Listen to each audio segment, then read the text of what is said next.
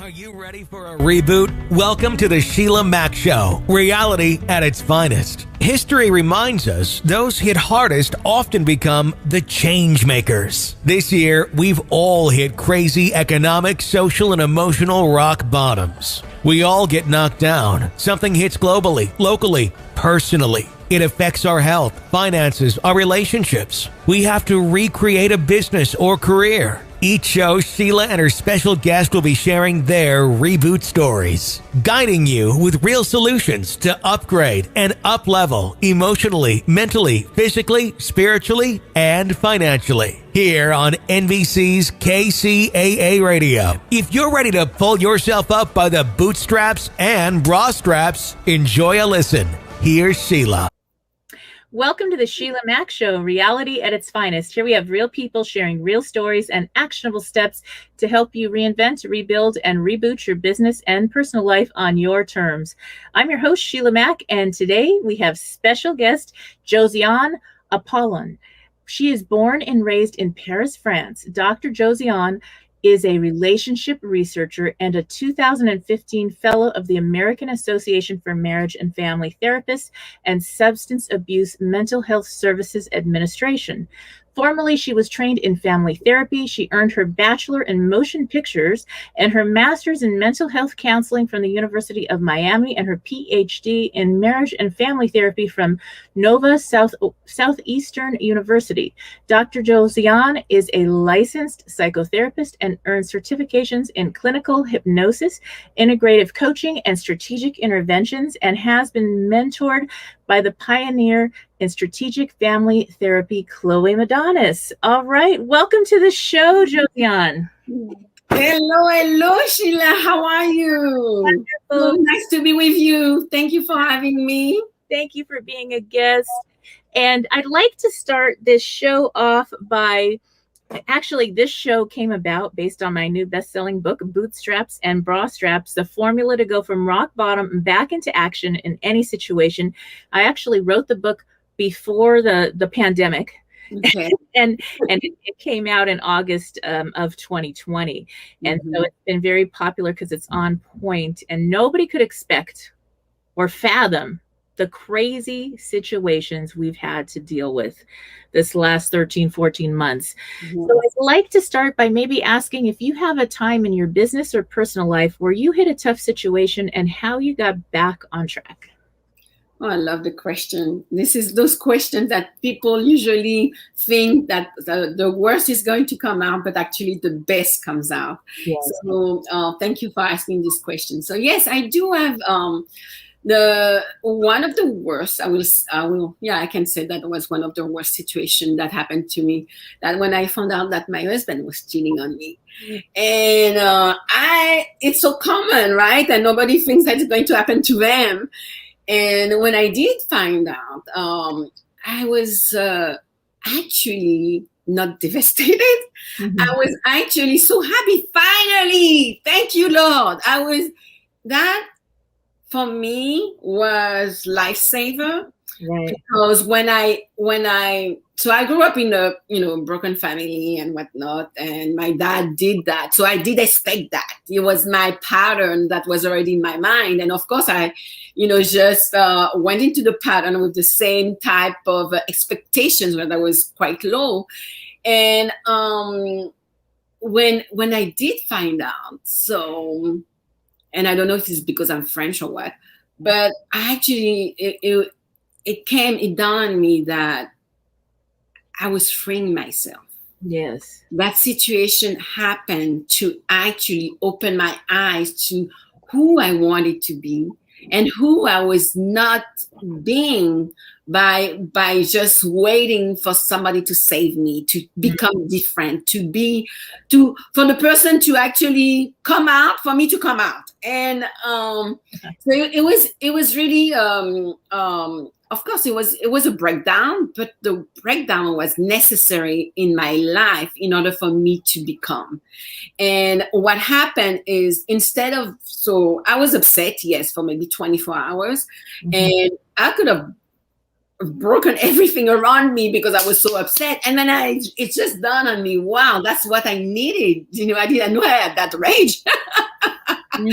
And then, so now I'm laughing, but yeah, I was not laughing back then.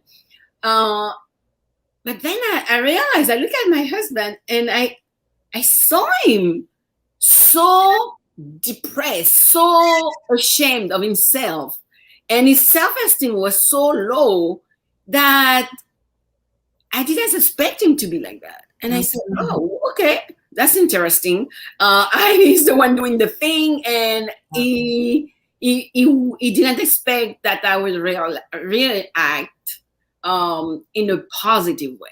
So I said, you know what? It's on you. It's your actions. Those are your behaviors and not mine. So you're actually helping me right now. And I needed that. So I asked for the family to have actually a meeting, and I asked him to apologize for everything that he has done, the lying, whatever. And it was cathartic for the whole family. And we needed that. We didn't know.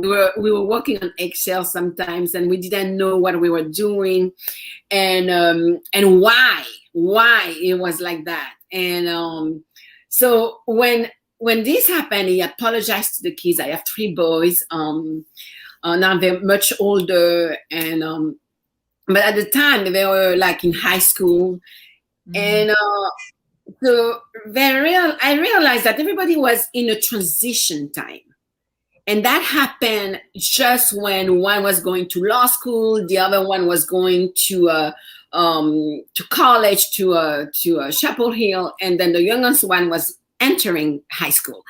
And I was like, wait a second, okay, how is it going to happen, especially for Black kids, to not be able to count their dad in there? And I didn't want to have any triangulation, meaning that there would have been, caught at the wrong time, at the worst time, I should say, in their lives, because they were making that transition into kind of adulthood. And me and him, my husband and I, would have been like probably fighting just how we're going to do it, and how to do it, and what is it that we want to do, if anything at all. And so I paused myself instead of making a rush decision. And that was the best breath that I've taken, the longest breath I could have taken, actually. And I started, actually, I think it was with Debbie. Was it with Debbie Ford or Chloe? I think it was in 2012 we did or 2013 we did the mentorship. Yes. Okay, so that was just at the same time. Yeah. And I was like, I don't know what to do. And it was so funny because Chloe was telling me, just be French, relax, relax. And I was like, what is she talking about? I don't remember what it is to be French anymore after 20-some years back then of being in the States. But yet it did resonate with me. It was like, what is it to be French? What is it to be American? What does she mean by that? It was like a quote she was sending me. And of course, that Chloe is from Argentina, although she lived a long time in the States. So there was a cultural link, a thread that she was asking me to tap into, to be myself. Yes. And that resonated with me, Sheila. That was like, yeah, maybe she's asking me to relax, because everything is like, I'd say that to my mom and she was like, okay. And what's the big deal? And I'm like, is she for real? And then I realized what I had taken from this culture, the American culture, which was a lot of pressure in relationships. What do we expect? That Hollywood type of relationship that's so perfect and wonderful and love forever and whatnot, right? And reality, just reality. And that reality would have been my reality. What exactly what I wanted to do with it, right? And that's when I invested in myself and got into that wonderful program with Chloe for the strategic intervention mentorship. And that helped me tremendously. I would not have been able to to have done that transition by myself, to say, you know what, I'm worth it. I'm going to invest in myself. I don't care what you want to do. I'm going to do me. And from that day on, the same year, I applied to my PhD program and went into the family therapy program at Nova Southeastern. Mm-hmm. And I started traveling and doing things for what is it that we expect from relationships? Maybe that's the problem. What exactly do we want? Mm-hmm. You know, who are you and who am I in that relationship? It's kind of sacred little pot here. And it's sacred, but at the same time, we put in there so much without talking. Mm-hmm. Just the energy. Yes, the expectation. And yes. And it's all body language, and it's in the energy, it's in the field, basically, between people, between, you know, our loved ones, our kids, or even our, you know, our partner. And I realized that, okay, I needed something else for myself, and I wasn't sure where to get it. And so when I started the program in the doctoral program at the Nova, I knew I wanted to do something about couples, but I didn't know what exactly. So I went to I said, okay, maybe we can fix it. I wasn't sure. I was like, most of my American friends were like, leave him. And my elder friends who were Jewish or Italian or French were like, what's a big deal? You know, live your life, enjoy life, you know, do you, girl? And so I said, I was confused. So I said, you know what? As going into a family program, marriage and family program, let me go get some therapy with my husband. So we went to this guy, and I think it's funny because his name was Dr. Phil. So we went to Dr. Phil, and Dr. Phil was like, he was a white guy, and for me, I didn't see the problem. I was like, yeah, you know, we needed help, and he's like, are you here for us? I mean, are you? So I say, is your name Dr. Phil? He said, yes. So yes, we're here for you. And he was shocked that we were coming to see him. Mm. And then I knew there was a problem. We felt his energy. And that shifted us. Me, especially me, because my husband was more like used to it. And I said, you know, there's something wrong. What do people do when they're not in therapy? Because that type of welcoming greeting for our first time going was not the best. Mm. And I think we took maybe 2 or 3 sessions with him, but really the current was not going. And then I say, you know what? Let me go into the program and see what I will get from the program instead of going out there and wasting my time and money. And the program was good, but not enough. So I did keep looking outside, and I found this amazing person, Haley Schleifer, who has created the best program. She's international. She speaks 7 languages. She's amazing. Mm. And she's a Jewish Holocaust survivor child, you know, descendant. So I was really impressed with the way that she was mixing her culture with this way of being, which is what she called the relational maturity, the relational freedom that you get from that relationship. And from her, I got the compassionate love, and understanding how before you really try to understand yourself also, you need to understand if you are in a relationship, whether it's with a child or a partner or somebody else, a coworker, you do want to create an imaginary bridge to get into their world and to see what is happening, to try to understand them first, you know, because they're not going to understand you first, right? Yeah. Because if you know better, you need to use it in order to reach out basically into this other human being who's there and who's going through whatever's going on.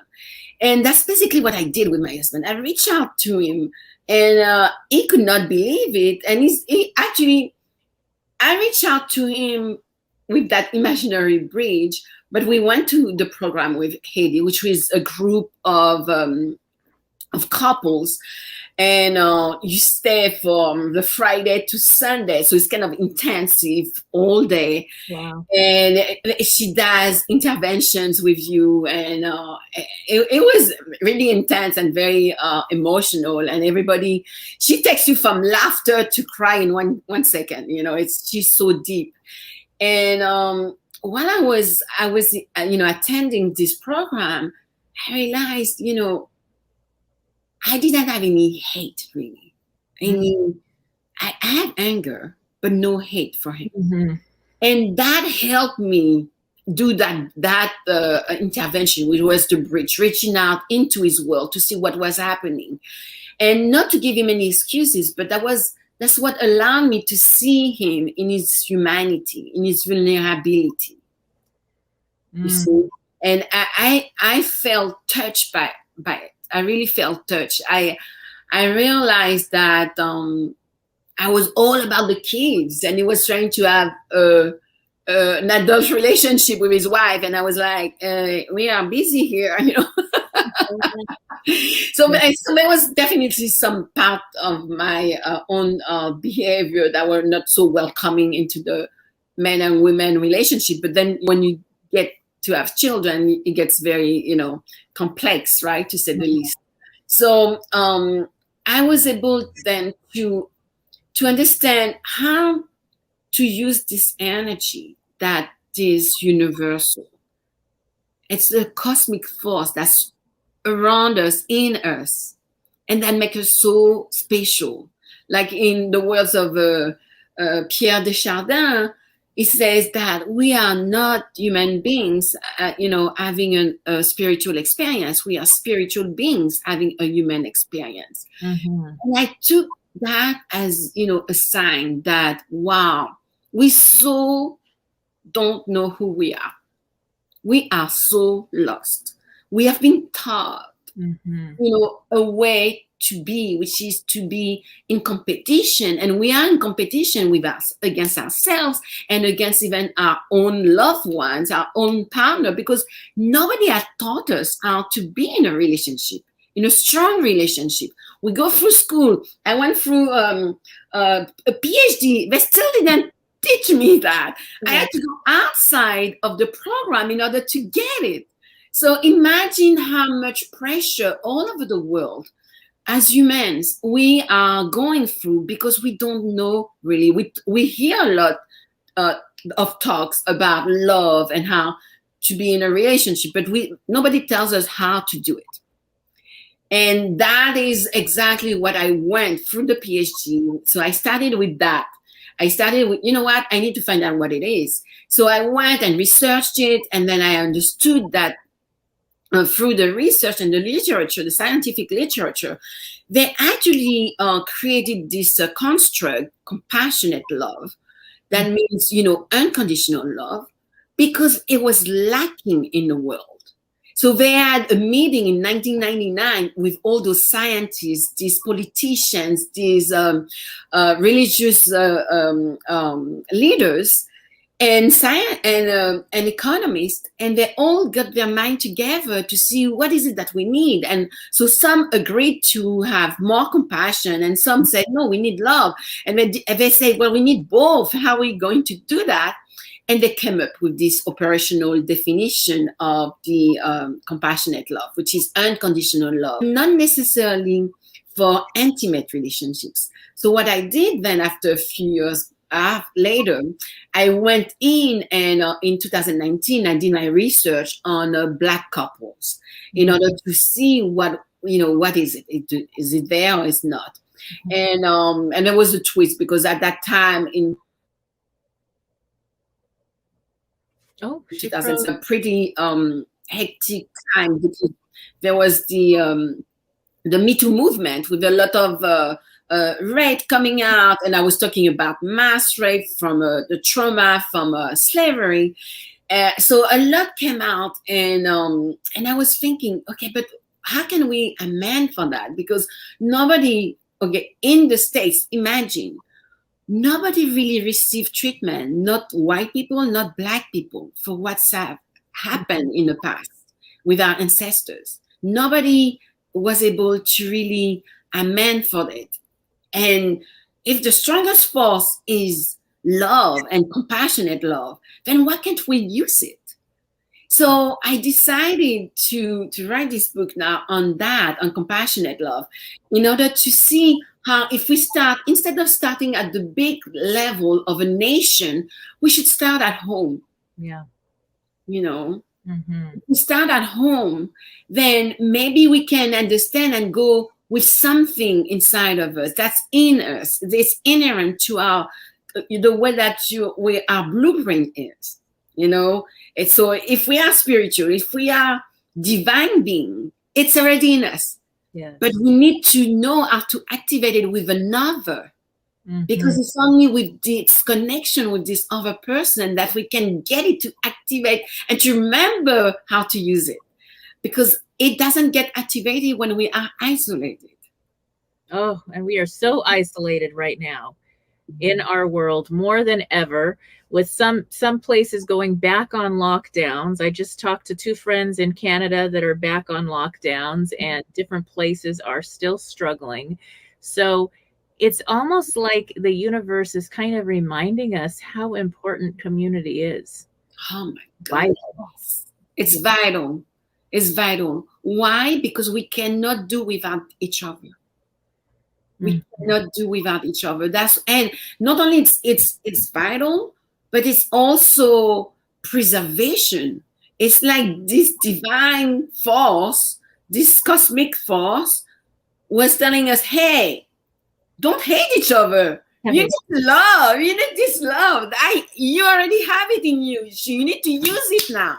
This is the time to use it. This is the time for couples, so many relationships. I mean, it doesn't have to be a couple. It could be a polyamorous relationship, as far as I know. But, you know, whatever it is, we need it because we need to remember who we are. Yeah. And at the base, at the very foundation of our being is unconditional love. We are wired to love. So we've been taught as this is an evolution. The human evolution is about competition and the law of the fittest and whatnot. No, it's not. It's collaboration. It's unity. It's togetherness. Now, let me ask you. So where did your relationship end up? Are you back? Yeah, that's an interesting question. I love it. Yes. So we are still together. So it's 24 years. So going through the thick of all it is. And so we had some definitely challenges. And many lawyers involved and whatnot. And then we decided recently actually to, it's been quite a lot of years with this thing going. It's time to fold the page and, to move on. So we're still together with a post-up on the side. And actually, this is the best time of our lives right now. This is the best time of our lives because we get to appreciate each other in a way that we are in a relationship with more freedom. I never thought it would have been possible. And so that's why I say, going through the breakdown was necessary because I learned so much. Even going through getting a lawyer, I learned so much about my relationship with my own husband, and I learned so much about myself, and I learned so much about, wait, there's a lot going on here. And then the kids, in Africa, in Europe also, I find that family, and also in the States, but it's different because I find that elderly people are more isolated. But in indigenous population, you find that there's more, the family is key. Yes. And so in Italy, in France, it's all about family. It's like, Right. So I have we are 8 brothers and sisters now. I just lost one of the eldest a month ago. But we are tight, very tight knit, and it's so necessary right now. Yes. Even though my parents are divorced, and they showed us how to be divorced in a loving way, in a compassionate, loving way. And they see each other almost daily. They live separately, of course, but my dad is 90, my mom is 86. So it's not that I'm preaching stay in a relationship if it's not working for you. No, I'm not preaching that at all. I'm definitely for emancipation, liberation, of every single human beings, whether you're straight, mixed, gay, same sex, whatever, or trans. It's important to know that, you need to ask you the right question. Questions are there to liberate yourself, but you need to ask that question. Is it in my best interest? Is it in the person's interests? And what is the person's needs? And what are my needs? And once you find out all these things, to see, then you can put it aside and see, do I feel love? When was the time that I felt love just for myself? Right. Not because I have a PhD or I have years of experience, of clinical experience, but just for Josiane or for Sheila, just for who you are, the way you look, and just you feel that that person is gazing into your eyes and they just love you. And you can feel that energy, right? And when you feel that, and usually that's how I start with my own clients, whether couples or individuals, I start with a how do you call this, a meditation. And I don't think I have time to share it with you, but it's a meditation. It's the Appreciative Heart. So it's a kind of a modified version of Debbie Ford's meditation. And it was just to recognize, how to be appreciative and grateful for everything we have right now. That's so important. Yes. It's so important. It's vital, to just even appreciate our bodies. They're going through so much right now. And we think we know, but we don't know how much they're going through. We're getting a new earth, guys. This is the time to understand how to just love yourself. Kiss, kiss, kiss, and love and hug yourself. Because your body is acclimating to another earth. And the earth is, I said, enough. Enough of hate. Enough of not enough. You are enough. Everybody is enough. Everybody is made out of love. Just look and try to stop looking at what's wrong and try to look at what works. Yes. And I think that's so important. Learning self-love is something that parents actually teach. If you point out what's wrong all the time, either with your children or especially with your spouse, they walk in the door and here's everything you've done wrong. Who wants to go home to that? I'd go somewhere else. I'd be like, well, that's okay. I'm good. I don't need to hear what's wrong with me. I already have my own recording playing. We want to put in what's right and the gratitude to look for what's right. And even if you want to help someone to change, maybe they're working on changing one area or another, or you're working to somehow have a middle ground with whatever the thing is at home. Then with that, if you come from a place of their strengths and loving them and asking in a way that's collaborative and loving, they're going to be so happy to, okay, I'm going to take out the trash. I'm going to help out with wash the dishes. We're going to have fun. Instead of, you walk in and you get beat up with what's wrong and, oh, you got a C, you should have got an A in class. And the kid is like, wait a minute, I tried so hard. Why am I going to even bother? Exactly. So that makes such a difference. It makes the whole difference. It's, literally compassionate love is everything. It changes your life once you know that you have the right lens. You're looking at, okay, you're seeing the person and you seeing through what's right with them, what and you're reminding them their qualities, their strength, and they cannot hate you. They're going to love you. Even if they do something bad, we have to understand we are in a human suit. Okay, this human suit needs love and care. But if we keep building it up, it's going to react and give us a cancer, give us a tumor or something, diabetes and everything else. We're going to have that indigestion, because we're not taking care of ourselves, and we're getting, because a lot of people also don't understand what it is to be interconnected. That notion of interconnectedness, that because we are energy and energy is all around us and inside us, we are making, every time we make a choice, we are where we are is has an effect on the world. Mm-hmm. You see, on every living system, not only us, but the animals, the animal kingdom, the nature, the trees, everything.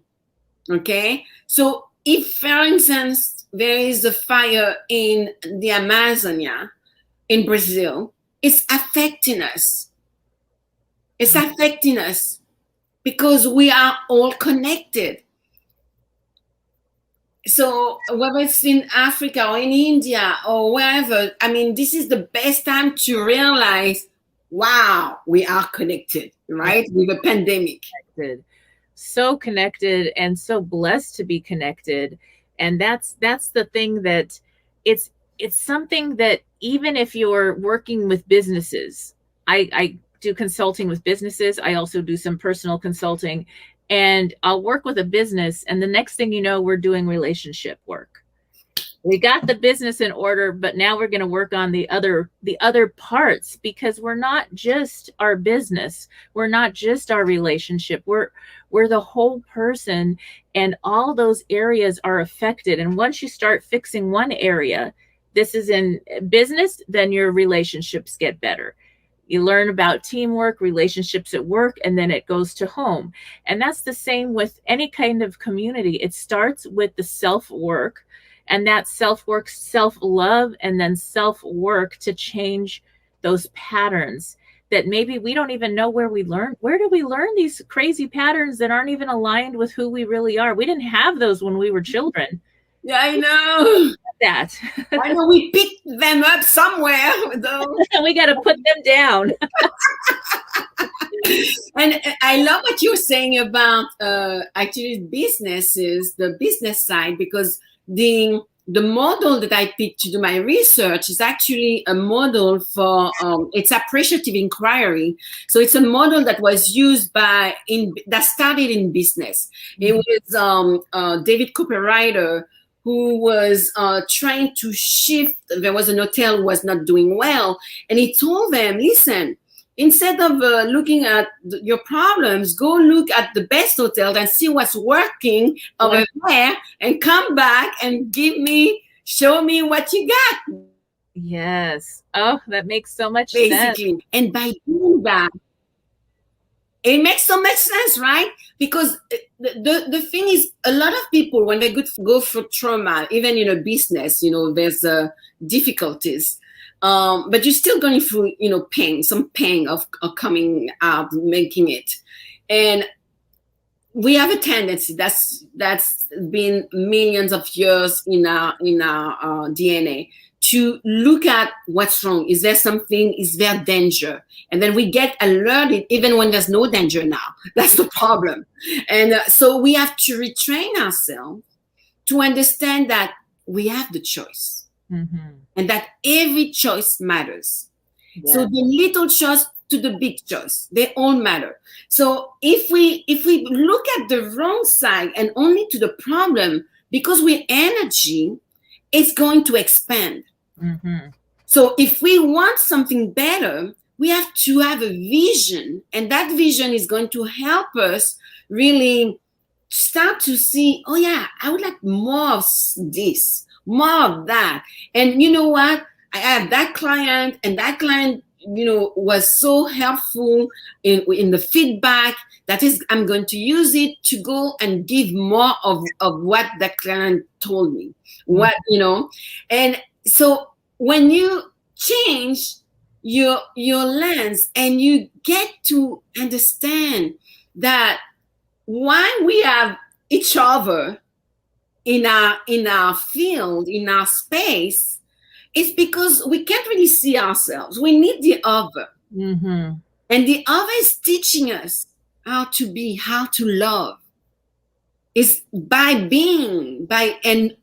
accepting them, by accepting not, and that's why it's so important to know that everything that comes out of our mouth has to be a language of abundance, of appreciation, and not a language of deficit.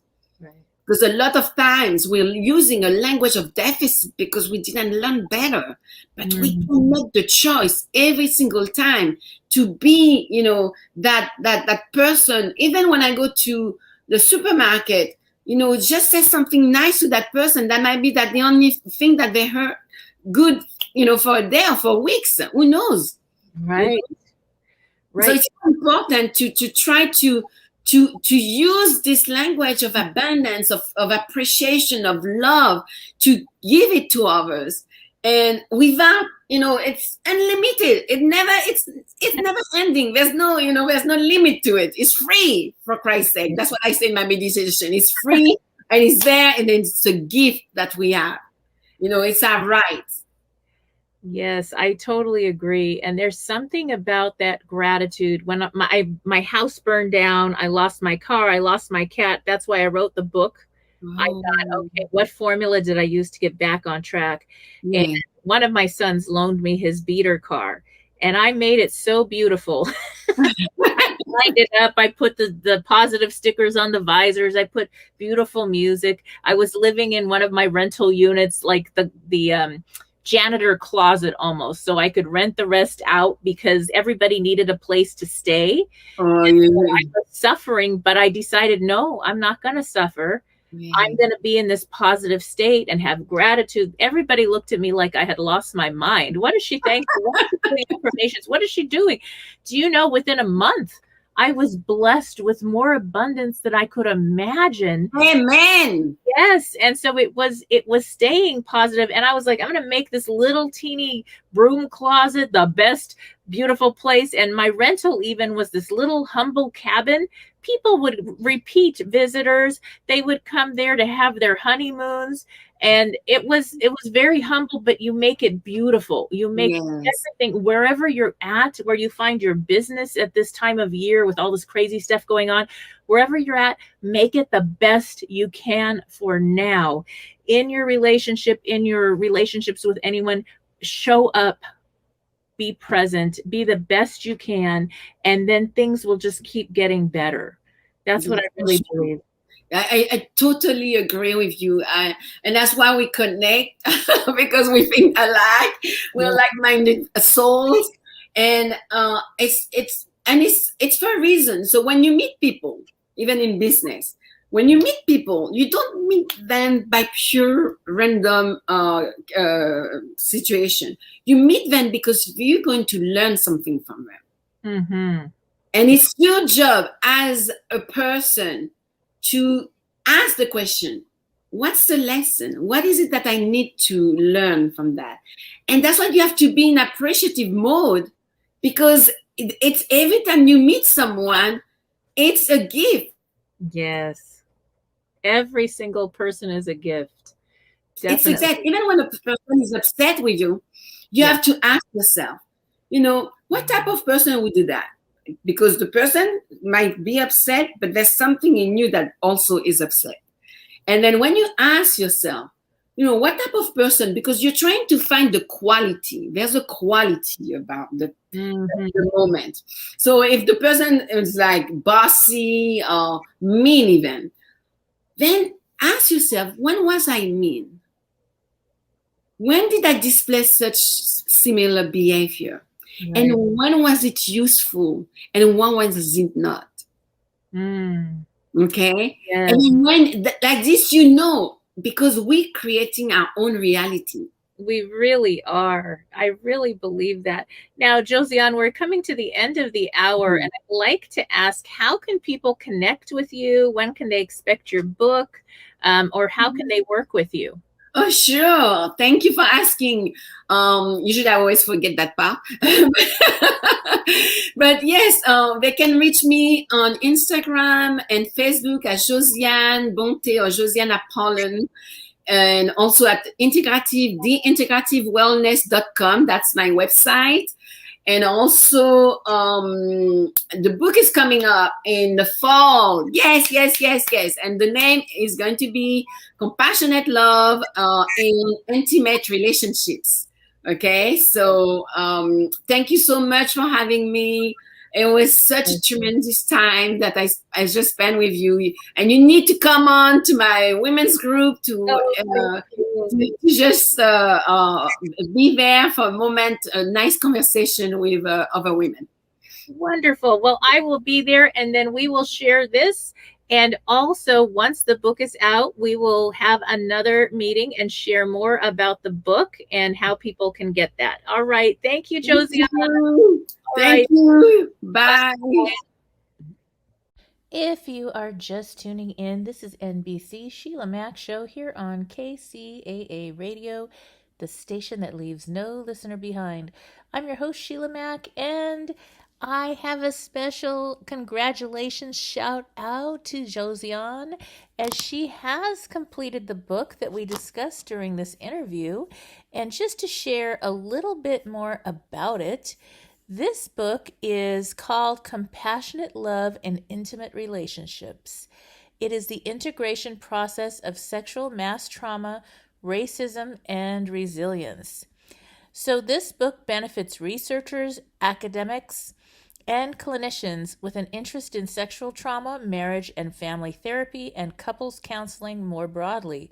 Readers will also find this book useful when designing research in Black studies, intergenerational issues, or sexual intimacy. All right, congratulations, Josiane. And for those interested, you can find this book at routledge.com. Again, the name of the book is Compassionate Love in Intimate Relationships, the Integration Process of Sexual Mass Trauma, Racism, and Resilience. If you are just tuning in, this is NBC Sheila Mack Show here on KCAA Radio, the station that leaves no listener behind.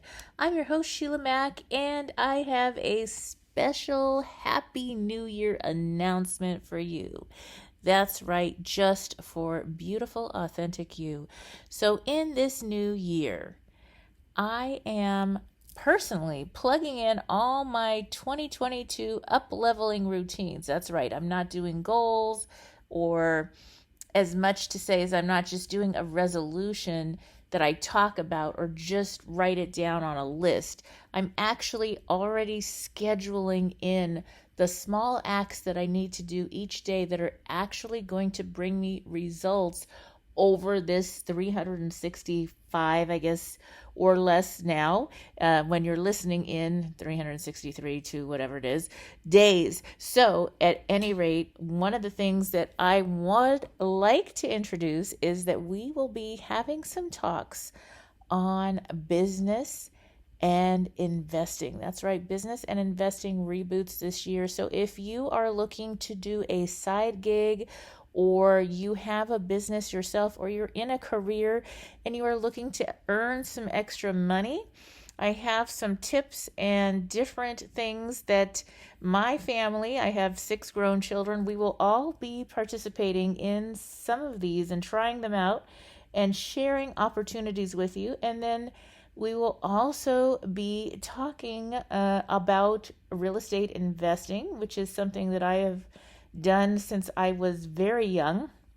So my real estate investing experience comes from, well, when I was 18 and a half years old, I bought my first little triplex. I was already working at Jet Propulsion Lab in JPL in Pasadena, California, where we have the famous Rose Bowl every year right near there. And so I saved up my money and bought this little triplex. It was very humble kind of fixer thing. And I lived in the back teeny tiny unit and rented out the best parts to everyone else. I guess I was house hacking before that was a term. And I continued to save up and invest. I was very creative on my financing, still going to school and working. So, from that to investing in many different properties, I started gift stores at 23. And the first one I leased at $5,000 a month. And I said, wait a minute. That's a lot of money to be giving to somebody, the landlord, every single month. And my mortgage, if I can save up enough to put down, I can get into a mortgage. And you know what? With business credit, which I will be sharing all about, I did just that. And business credit is a magical secret. So if you don't have a side gig, that's why that first part is important with your investing, is to have that extra income or side gig, have an LLC or an S Corp. So setting that up at 23 when I started my gift stores, by the end of the first year, I had more buying power than most people. I had a corporation's buying power. Like, they would give me credit. You can't believe I could just walk into any dealership and they'd have these specials. I'd get the best credit, like 0 interest. I'd be able to negotiate the deals on things, different vans or whatever I needed for the store. And it was just incredible. And I actually used the business credit to purchase some of the properties. One was the headquarters and rental property. And so I had some mixed use, and I actually purchased the other 4 buildings and stopped leasing and just became an owner. And so I got into real estate and investing from being an investor, and then later as other store owners were really interested and wondered, wait a minute, you're half my age, they would say. And how are you buying buildings? What is going on? And so with that, I went ahead and I got my real estate license and started sharing about that. Worked at a small owned brokerage.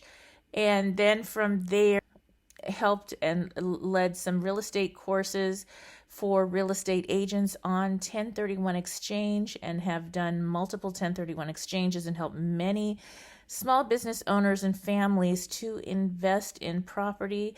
So I'll be sharing about my journey and how this year, even if you think, this sounds like, how is this possible? I'm going to help you figure out if that's something you're interested in, ways that you can make it become a real possibility for 2022 moving forward. So I hope you tune into my show. There will be some upgrades. We will still be doing lots of incredible interviews with amazing people, sharing about resources and reboots and ways they got back on track and hearing their stories. And also we will be getting step-to-step challenges and ways for you to tune in, call in, and ask questions and be guided to actually make 2022 a wonderful time for your business and your personal life. Have you lost your job? Have you lost a loved one? Are you exhausted caring for your parents, for your kids? Well, you can find immediate relief when you read Sheila Mack's new #1 bestseller, Bootstraps and Bra Straps. It contains the Boots formula to move from rock bottom back into action in any situation, especially right now. If life has knocked you down, pick yourself up with Bootstraps and Bra Straps.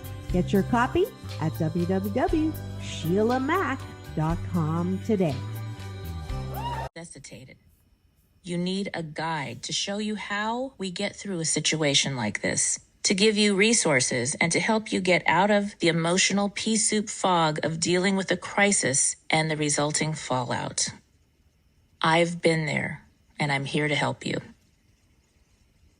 Out of the fog. If you weren't emotionally bound up in your situation, you would have more clarity. You would be able to see your best options for dealing with whatever comes up. If the version of yourself who has already walked through this rock bottom and come out the other end could go back in time and give you the you right now, some advice, what would she say? Would she tell you to slow down, to stop rushing, that you don't have to have all the answers today? Would the future you recommend not making any major decisions without reviewing them first, particularly while you're still in the fog? Would she tell you that normal is going to look different for a while, but that you will feel normal again? In case we haven't invented time travel by the time you read this book, I'm here to tell you all of the above. I developed the Boots formula to help you learn to make choices, have a life shift, and make great things happen based on your individual values and best life vision. A change is going to happen, and it's worth it. There's a stage where it feels like everyone in your life is picking at you. Life itself may seem like it's trying its best to stop you from doing whatever you want to do. All you hear is, "That's a stupid idea," and "That's never going to work," and "Who do you think you are?" One of the hardest things for people to do is to realign and possibly walk away from anything and anyone that conflicts with their value systems. But you are going to discover that power within yourself. Through the activities and examples in this book, you will discover your true north and will be able to easily do what is needed to move forward with your life. Anything that hurts you, that doesn't resonate for you, that fights against what you want and believe in, you are going to give it the boot. Once you have turned your rock bottom moment into a positive, beautiful life shift, you can live your life on your terms. Your life will probably look different, but you get to design it this time. You are taking your life back, and you are in charge, not anybody else. Sooner than you can imagine, you'll be in the career of your dreams or the relationship you always wanted. Because you are going to learn to develop healthy boundaries. Because you are going to do things differently along the way from here to there. You will begin to attract the people, the job, the place to live, all of the opportunities that align with who you are, your essence, your truth, not anybody else's or even society's expectations of the way you're supposed to be. Once you have accepted that you are in charge of living your life and you begin to embody living your truth, people are going to see you. They're going to be inspired by you. Then you're going to hear, "Hey, can you show me how you did that? I want to do it too." When you assess your peer group and up-level according to your life purpose and vision, and once you have created a life shift for yourself, whatever that looks like, your life is not just full, it's fulfilled. Not only do you get more and better sleep, you wake up feeling rested and happy. You know that you're doing what you need to do. Yes, sometimes your heart will call you to leave certain friends or family members in order to find a more aligned peer group. From what I've seen, however, the ones who leave always return to lead their family and friends to success. Because your friends are more in alignment with your beliefs and value system, they support you while also pushing you toward your personal best. Life still involves work, but as a whole, it feels far more effortless. But you don't have to wait for the right person, right job, or right investment opportunity to show up. You can start living now so that every moment as you go forward through the process of recovering from rock bottom and redesigning your life is one more step to being the best version of you, the one who came. All right, if you are looking to reinvent life on your terms, if you are grieving, experiencing financial turmoil, career shifts, relationship problems, parenting, elder care, victims of abuse, breaking free from an addiction, or seeking an overall business and lifestyle redesign, then you may need a reboot. It is not fits all, just like a pair of boots or a bra. So the formula is designed to help you through any situation.